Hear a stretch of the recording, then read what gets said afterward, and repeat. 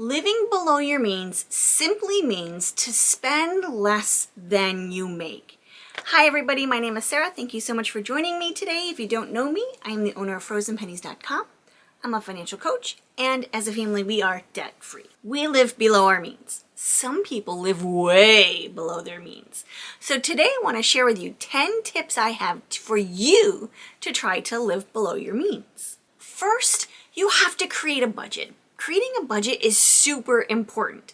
Now, stay tuned to the end of this video because I'm going to actually show you what a budget looks like of somebody who's living below their means. If you like the numbers and the data, you're gonna love this. Creating a budget is so important.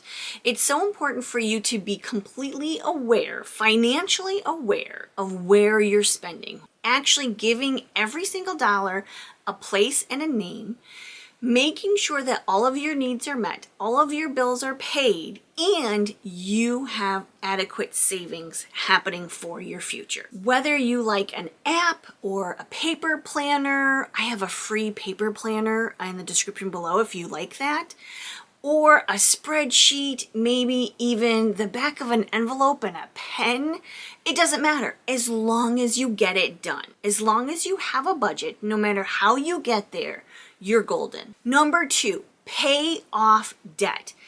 If you have credit cards and you're able to pay those off every single month, you're still living below your means. You still have the money coming in to pay those off. If you are only paying your minimums on your credit cards, you are living above your means. You do not have the money to pay for the purchases that you've previously made. And avoid all unnecessary debt. Really, we avoid all debt at any time at this point in our lives.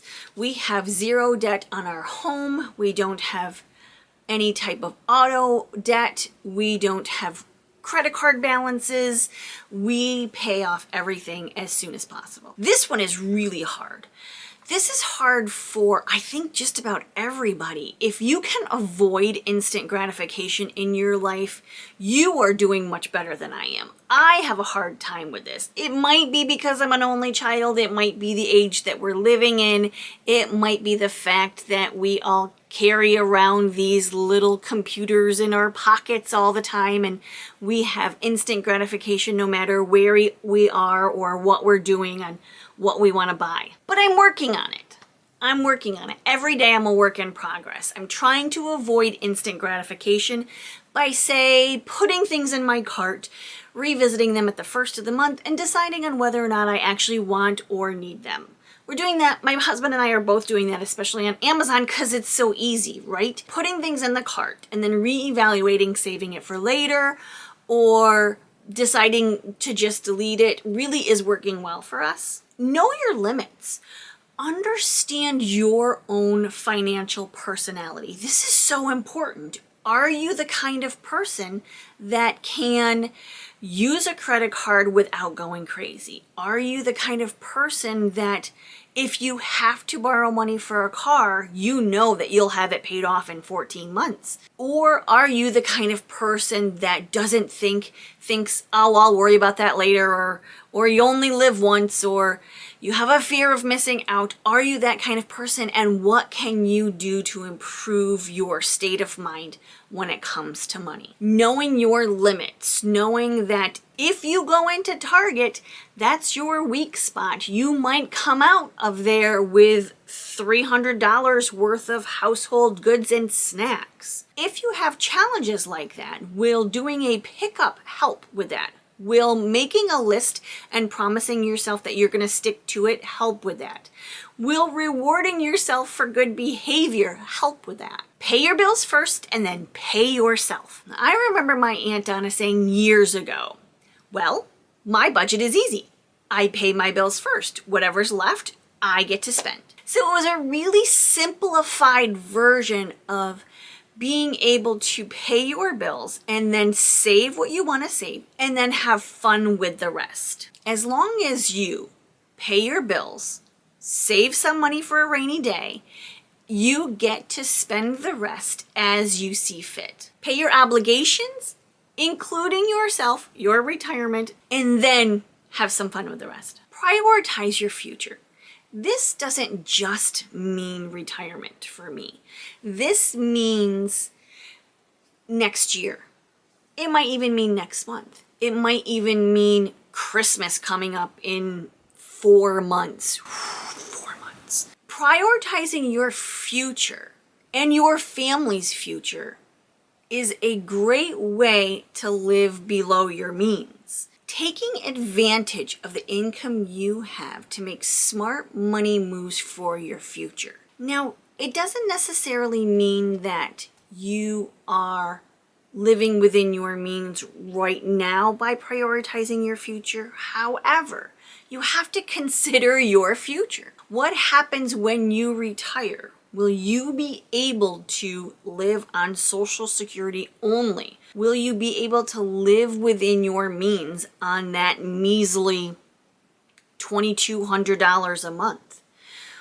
If you prioritize your future now, while you're living below your means and taking advantage of making financial choices with your money right now, it will help you not only live within your means now, but live within your means in the future as well. By not prioritizing your future now and having the mindset that I'll just work till I'm dead or the government can take care of me, taking care of you, taking care of your family in your future is a significant part of living below your means. Next is one of my favorite things, making more money.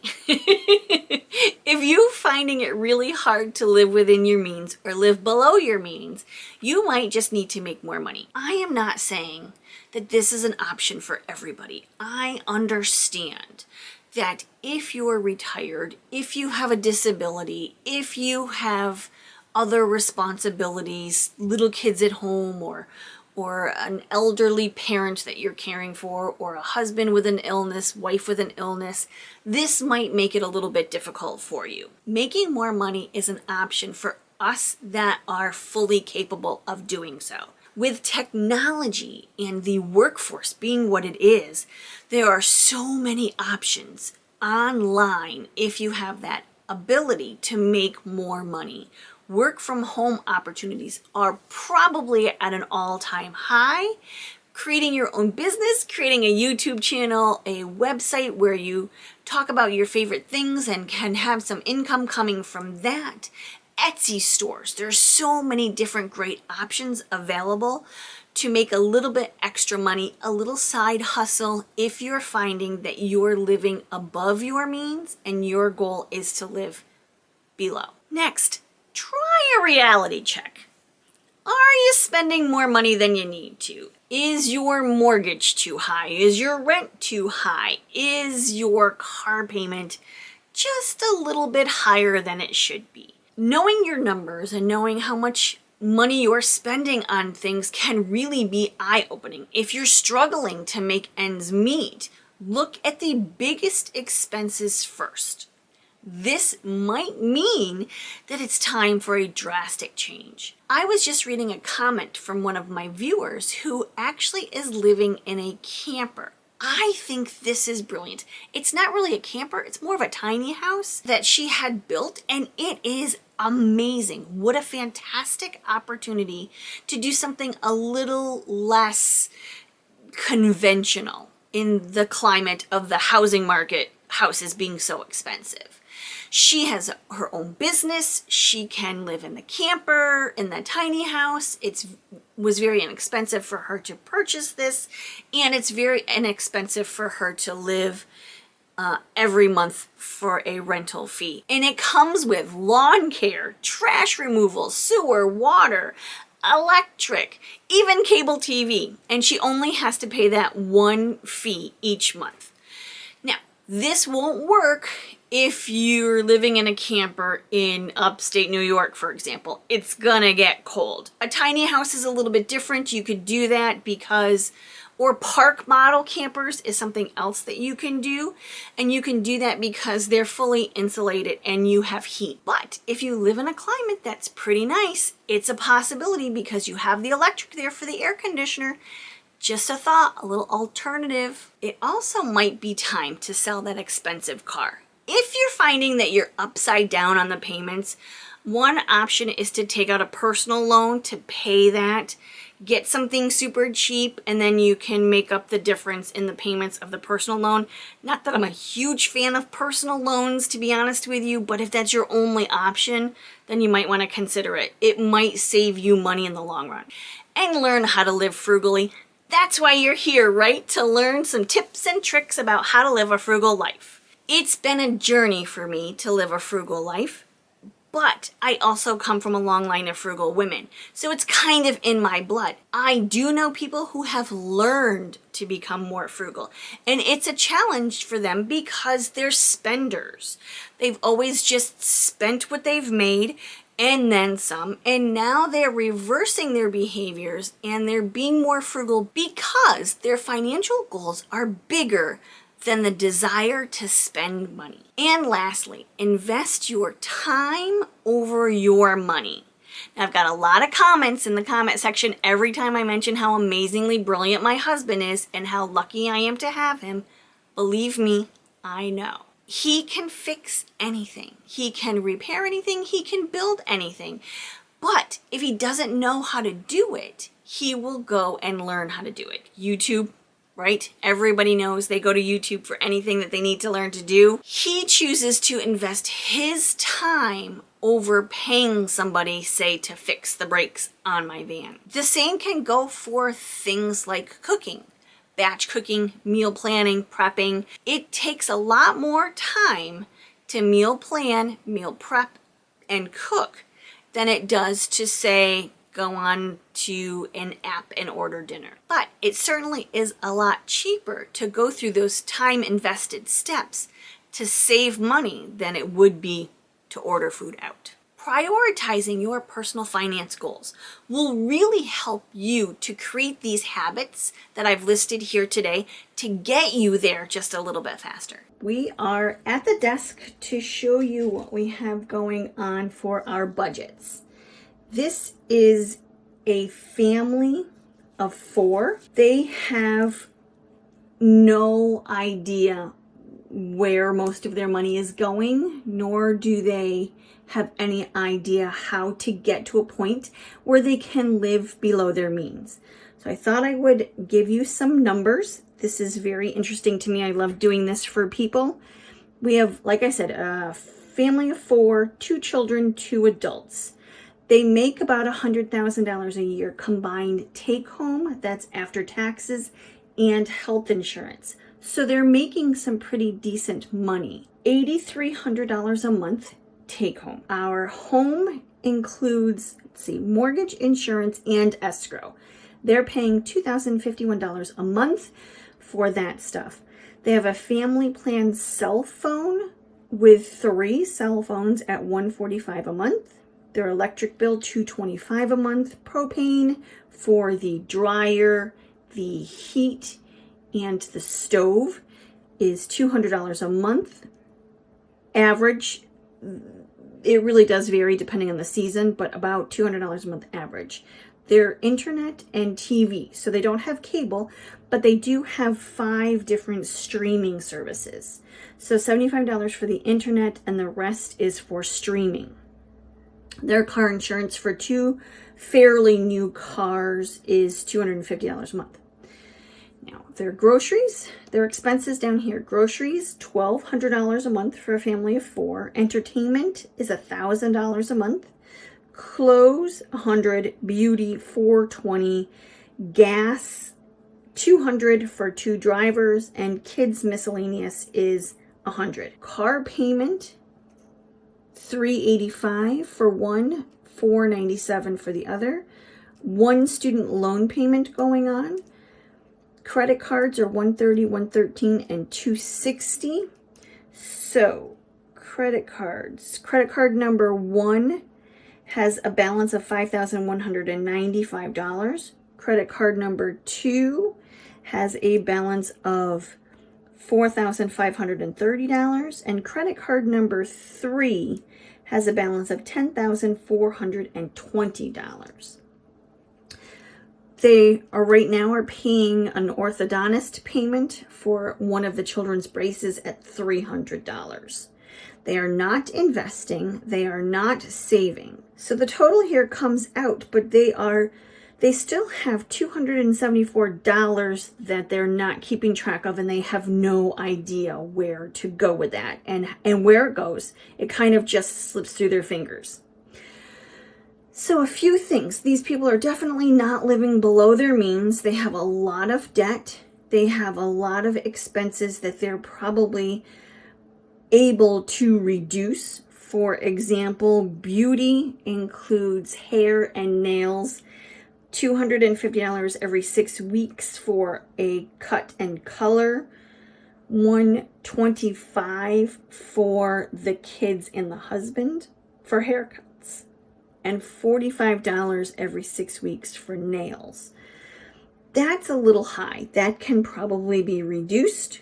Entertainment as well. They do like to go out for date nights. They like to take the kids out for dinner. They like to go out for drinks sometimes. They like to take the kids on the weekends to do fun things. So that entertainment, and that's probably also where that $274 is going. Clothes is really not a huge expense. $100 a month really isn't terrible. The problem is that $100 a month is being spent. So that $100 a month is not going into, say, a savings account for back to school clothes, or when the kids need something or something is happening where new clothes are needed. Now, debt payments. This is a big one.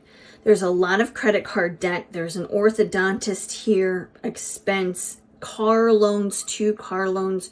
Really, this, if we could get the expenses down, we could then put all of this money toward these debts and get rid of those and reduce those. That way we'd be able to invest and save. So technically, because there's $274 left over every month, technically they're living below their means. However, living below your means really does mean spending less than you make, which is what's happening here. However, the problem is there's nothing being invested. So there's no retirement being invested. There's zero emergency fund. They're not preparing very well for their future because they have so much going to debt. They're not really preparing for their future.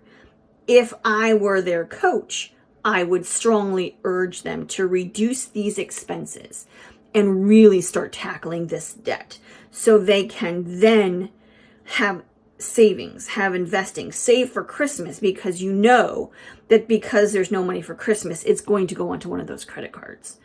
Saving for their children's education if they plan on doing that. Saving for an emergency, because again, if there's emergency, that's going to go onto those credit cards. Okay, number 2. This is a single woman who's renting an apartment who's doing quite well. Her income is $3,000 a month. That's after taxes and health insurance. She's renting an apartment at $1,100 a month. Her car insurance is $105. Her cell is $50. Her electric $75. And her rental insurance is $20 a month. Entertainment is only $300 a month.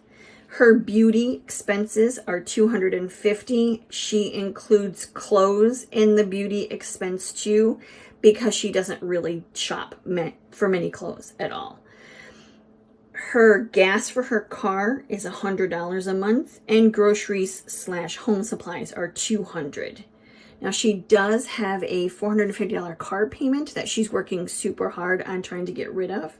Anything extra that she can save in any place else goes automatically to that car payment. She has no credit card debt. She has a credit card that she pays for her groceries and her gas and her beauty. So she will put it on the credit card and then pay them off every month. She does save for holidays like Christmas because she has family and friends she loves to buy gifts for. And she has a miscellaneous savings account for $100 a month. She already has her emergency fund fully funded. 6 to 8 months emergency fund, fully funded. But as a single woman, it does make her a little bit nervous to not have more of a savings, because if something does happen, it's only her. She relies on only her, and she really feels the need to have a little bit of extra padding there. So she's doing quite well. She has a zero-based budget here. Her total income is $3,000, including all savings, and her total expenses are $3,000. So she's actually doing well and living below her means. Thank you so much for watching, everybody. Have a great day. Bye-bye.